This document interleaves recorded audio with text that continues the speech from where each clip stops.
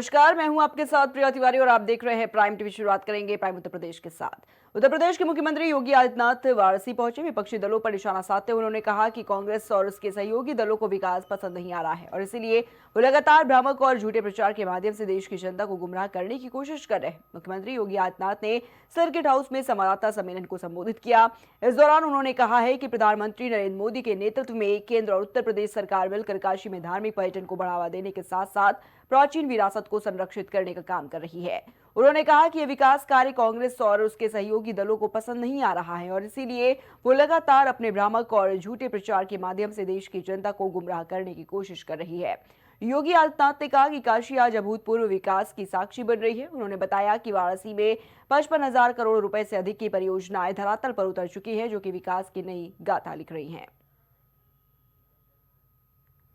लखनऊ में कांग्रेस प्रदेश अध्यक्ष अजय राय ने प्रेस से वार्ता की है। इस दौरान उन्होंने प्रेस वार्ता में सरकार पर जमकर आरोप लगाए हैं। अजय राय ने कहा है कि माता अहिल्याबाई की 30वीं जयंती मनाकर सरकार ने दिखावा किया है।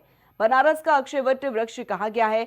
शनि महाराज का मंदिर किसने तोड़ा? काशी में लक्ष्मी नारायण की मूर्ति कहां गायब हुई? माता अहिल्याबाई ट्रस्ट के अध्यक्ष यशवंत राव होलकर ने लेटर पैड जारी करते हुए तस्वीरें दिखाई हैं। अजय राय ने इसके आगे कहा कि अब तक तो कांग्रेस से नहीं, अब तो माता अहिल्याबाई का ट्रस्ट खुद ही साक्षात प्रमाण दे रहा है। राम मंदिर बनवाने के दौरान घोटाला मंदिर से पानी छूने की कई तस्वीरें भी सामने आई हैं। काशी में जो हुआ उसमें पीएम मोदी को बचाने के लिए सीएम योगी आदित्यनाथ ने अपनी काशी की यात्रा रद्द की और उसके बदले एक प्रेस कॉन्फ्रेंस की। मतलब पीएम को सीएम योगी बचा रहे हैं। कि विरासत को, वहां के पौराणिक चीजों को ध्वस्त किया जा रहा है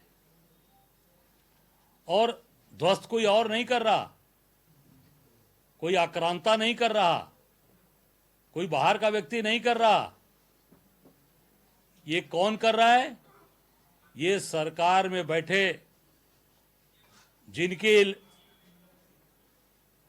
बनारस से जो सांसद चुनकर गए आदरणीय नरेंद्र दामोदर दास मोदी, जिन्होंने कहा था मुझे किसी ने बनारस भेजा नहीं है, मुझे मां गंगा ने बुलाया है। गंगा जी के पुत्र बनकर आए और बनारस की ही सारी विरासत को, सारी हमारी धरोहरों को, सारी हमारे धार्मिक स्थल को पूरी तरीके से उन्होंने ध्वस्त कर दिया, बर्बाद कर दिया और लगातार बर्बाद करते जा रहे हैं। आप देख सकते हैं, अभी कुछ दिन पूर्व मणिकर्णिका घाट जो हमारा तीर्थ स्थल है मणिकर्णिका घाट का नाम कैसे पड़ा? वहां मां पार्वती की मणि गिरी है और उस मणि गिरने की वजह से उसका नाम मणिकर्णिका घाट पड़ा हुआ। हजारों साल पुराना वो हमारा घाट, जिसका जीर्णोद्धार हमारे माता अहिल्याबाई होलकर जी के द्वारा 1791 में कराया गया था। फतेहपुर में महर्षि विद्या मंदिर स्कूल के वार्षिकोत्सव कार्यक्रम में पहुंचे महर्षि ग्रुप के अध्यक्ष गिरीश ने छात्र छात्राओं को परीक्षा में तनाव न लेने की सलाह दी। उन्होंने कहा कि योग और अध्यात्म के जरिए तनाव को कम किया जा सकता है और साथ ही उनके साथ में कार्यक्रम में मौजूद केंद्रीय मंत्री साध्वी निरंजन ज्योति ने भी बच्चों को परीक्षा में सही तरीके से तैयारी और अभिभावकों को बच्चों के ऊपर अनायास दबाव न बनाने की सलाह दी है। साथ ही पूर्व केंद्रीय मंत्री ने महाराष्ट्र चुनाव को लेकर भी विपक्ष पर हमला बोला। उन्होंने कहा कि जनता के जनादेश को न करने की विपक्ष की आदत हो गई है। जनता ने जो जनादेश दिया है उसे स्वीकार करना चाहिए। हमारे देश के संविधान में भी जनादेश को स्वीकारने की बात कही गई है, लेकिन विपक्ष मुद्दा विहीन है और ऐसे मामलों में गलत बयानबाजी कर रहा है। विद्या मंदिर के पढ़े हुए छात्र कहीं ना कहीं योजनाओं में समायुक्त तो होकर के मुझे मिले हैं और आज किसी भी देश के कोने में जाती हूँ तो मुझे मिलते हैं। तो मैं इतना ही कहूँगी, प्रेशर नहीं, प्रोत्साहित करिए। महाराष्ट्र में अभी नतीजे आए हैं, भाजपा ने परचम लहराया है, विपक्ष जो है वो एक सुर से फिर वोटिंग मशीन्स और इनको मुद्दा बना रहा है। कैसे देखते हैं? जनता के जनादेश को नकारने की आदत है, क्योंकि ये राजनीतिक कार्यक्रम नहीं है। उस विषय पर मैं अलग से बात करूंगी, लेकिन जनादेश को नकारना विपक्ष की आदत पड़ चुकी है।